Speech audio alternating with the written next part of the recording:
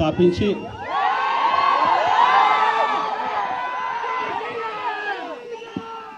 పదహైదు సంవత్సరాలు దాదాపుగా ఈ రోజుతో మొదలవుతా ఉంది.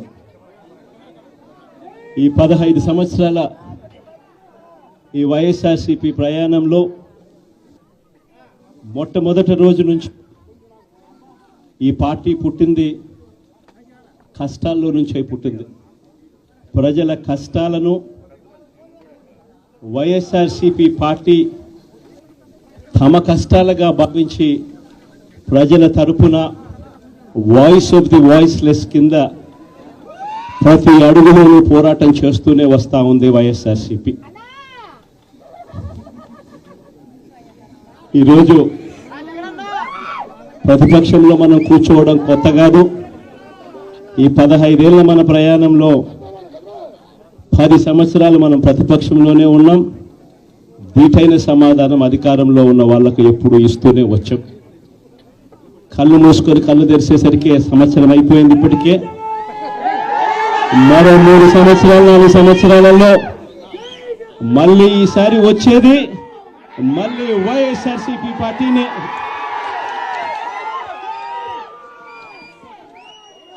ఈరోజు వైఎస్ఆర్సీపీకి సంబంధించిన ప్రతి కార్యకర్త కూడా గ్రామంలో ఉన్న ఏ ఇంటికైనా కూడా వెళ్ళొచ్చు. ఏ పేదవాడింటికైనా కూడా వైఎస్ఆర్సీపీ కార్యకర్త సగర్వంగా తలెత్తుకుని కాలర్ ఎగిరేసుకొని వెళ్లే పరిస్థితి వైఎస్ఆర్సీపీకి సంబంధించిన కార్యకర్తలకు ప్రతి ఒక్కరికి ఉంది. ఏ ఇంట్లోకి వెళ్ళినా కూడా వైఎస్ఆర్సీపీ కార్యకర్తను చూసినప్పుడు ఆ ఇంట్లో నుంచి వచ్చే ప్రతి అక్క, ప్రతి చెల్లెమ్మ, ప్రతి అన్న, ప్రతి తమ్ముడు, ప్రతి సోదరుడు, ప్రతి రైతన్న, ప్రతి అవ్వ కూడా వైఎస్ఆర్సీపీ కార్యకర్తను చూసినప్పుడు చిక్కటి చిరునవ్వుతోనే పలకరిస్తుంది. కారణం వైఎస్ఆర్సీపీ ఏదైనా కూడా చెప్పిందంటే చేస్తుంది అన్న నమ్మకం ఈరోజు ప్రతి ఇంట్లో కూడా ఉంది. కాబట్టి ఈరోజు అటువంటి పరిస్థితుల మధ్య ఈరోజు యాదృచ్ఛికంగా విద్యా దీవెన, వసతి దీవెనకు సంబంధించి పిల్లలకు సంబంధించిన అన్యాయాలకు సంబంధించిన జరుగుతూ ఉన్న అన్యాయాలకు సంబంధించిన విషయాల మీద ఈరోజు యాదృచ్ఛికంగా ప్రొటెస్ట్ కార్యక్రమం కూడా జరుగుతూ ఉంది. ఈ కూటమి ప్రభుత్వం వచ్చి దాదాపుగా 10 నెలలుగా వస్తూ ఉంది. ఈ 10 నెలల కాలంలో ఎన్నికల వేళ వాళ్ళు చెప్పిన సూపర్ 6లు, సూపర్ 7లు అన్నీ గాలికి ఎగిరిపోయాయి. వ్యవస్థలన్నీ కూడా చదువులు కానీ, వైద్యం కానీ, గవర్నెన్స్ కానీ, వ్యవసాయం కానీ ఏది చూసుకున్నా కూడా వ్యవస్థలన్నీ కూడా నిర్వీర్యమైపోయిన పరిస్థితులు కనిపిస్తూ ఉన్నాయి. ఈరోజు పిల్లలకు సంబంధించిన ఫీజులకు సంబంధించిన బకాయిలు కూడా సంవత్సర కాలంలో ఫీజు రీయింబర్స్మెంట్కు కావాల్సింది ఒక్కొక్క క్వార్టర్కు 700 కోట్ల రూపాయలు చొప్పున సంవత్సరానికి 2,800 కోట్ల రూపాయలు విద్యా దీవెన కింద 4 క్వార్టర్లకు సంబంధించిన కేటాయింపులు చేయాలి. అంటే 2,800 కోట్లు. వసతి దీవెన కింద ప్రతి ఏడాది ఏప్రిల్ మాసం వచ్చేసరికి 1,100 కోట్ల రూపాయలు కేటాయింపులు చేయాలి. అంటే గత ఏడాది ఈ 1,100 కోట్లు, 2,800 కోట్లు ఈ రెండింటికి సంబంధించి 3,900 కోట్ల రూపాయలకు కేటాయింపులు చేసి ఖర్చు చేసి పిల్లల చదువులను ప్రోత్సహించాల్సిన పరిస్థితిలో ఈ ప్రభుత్వం చేసింది ఏమిటి అనంటే కేవలం 700 కోట్ల రూపాయలు మాత్రమే ఇచ్చి చేతులు దులుపుకున్న పరిస్థితులు. అంటే 3,200 కోట్ల రూపాయలకు సంబంధించిన బకాయిలు పెండింగ్లో పెట్టారు.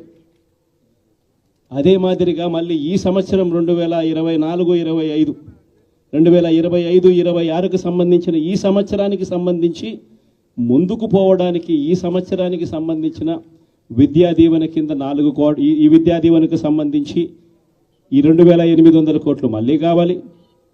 1,100 కోట్లు వసతి దీవెన కింద కావాలి. ఇవన్నీ కూడా కలిపితే మరో 3,900 కోట్లు.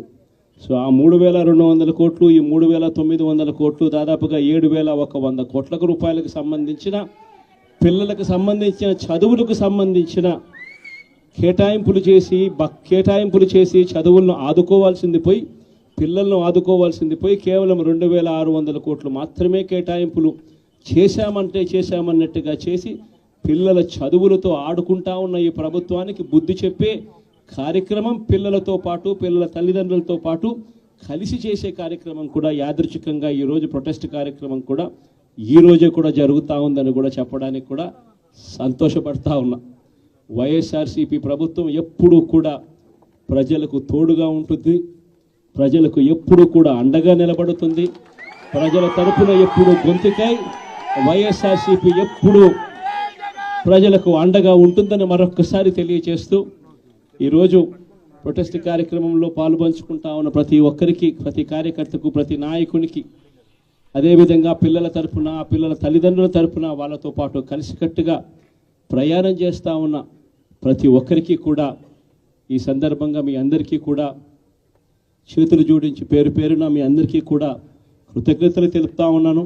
వైఎస్ఆర్సీపీకి సంబంధించిన 15 సంవత్సరం లేక అడుగు పెడతా ఉన్న ఈ సందర్భంలో వైఎస్ఆర్సీపీకి సంబంధించిన ప్రతి నాయకుడికి, కార్యకర్తకు ఈ సందర్భంగా కంగ్రాచులేషన్స్ కూడా మరొకసారి కూడా తెలియజేస్తాను.